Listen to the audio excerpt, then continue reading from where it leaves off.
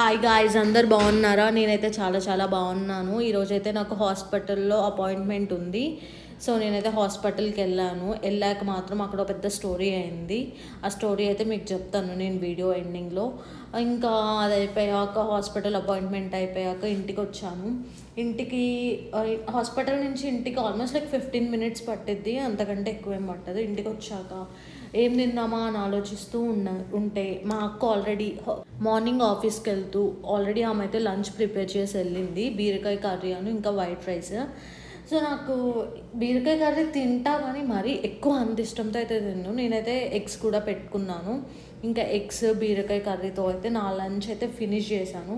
తర్వాత అక్క వచ్చే వరకు 4:30 అలా అయింది. తనైతే 4:30 to 6 వరకు అయితే రెస్ట్ తీసుకున్న తర్వాత ఇంకా ఆల్రెడీ ఫస్ట్ డే జిమ్ అయిపోయింది, ఇది సెకండ్ డే.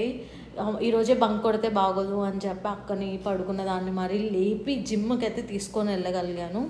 జిమ్కి వెళ్ళాక అక్కడికి వెళ్తే చాలామంది ఉన్నారు జిమ్లో అయితే. కానీ మేమైతే ఒక 40 to 45 minutes అయితే జిమ్లో అయితే టైం స్పెండ్ చేసాము. ఒక 25 minutes ట్రెడ్మిల్, ఇంకొక 20 minutes స్క్వాట్స్, ఇంకా అట్లా కొన్ని ఎక్సర్సైజులు చేసి ఉండే.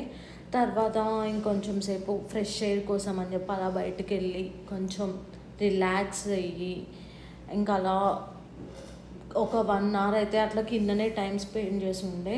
మీకు చెప్తా అని చెప్పా కదా ఏమైంది హాస్పిటల్లో అని. యాక్చువల్లీ నాకైతే ఐ కింద ర్యాషెస్ వచ్చాయి.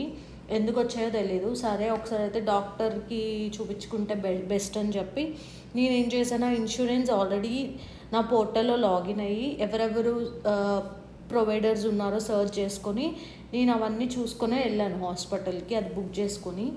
సో నేను అక్కడికి వెళ్తే నేను చెప్పాను నాకు ఇట్లా అపాయింట్మెంట్ ఉంది అంటే, వాళ్ళు నా డీటెయిల్స్ అన్నీ తీసుకుని నా ఇన్సూరెన్స్ కాపీ తీసుకుని మీకైతే చెప్తాము, మీరు వెయిట్ చేయండి అన్నారు.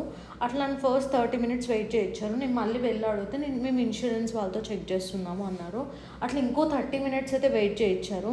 మళ్ళీ ఇంకొకసారి వెళ్ళి అడిగితేనేమో మేమైతే మీ ఇన్సూరెన్స్ యాక్సెప్ట్ చేయట్లేదని చెప్పారు.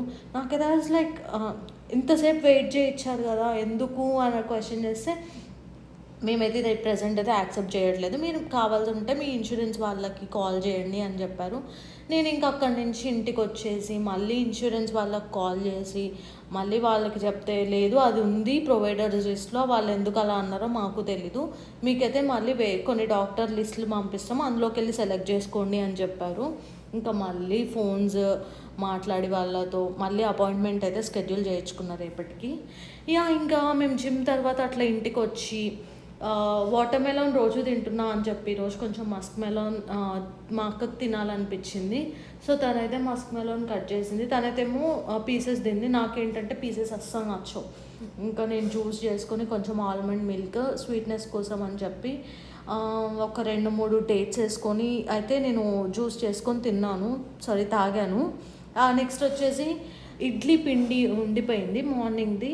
దాంతో ఏం చేసామంటే దోశ క్రేజీ ఉండిద్ది గాయస్. మీరు ఎవరైనా ట్రై చేసి ఉంటే కింద కామెంట్ సెక్షన్లో అయితే మెన్షన్ చేయండి.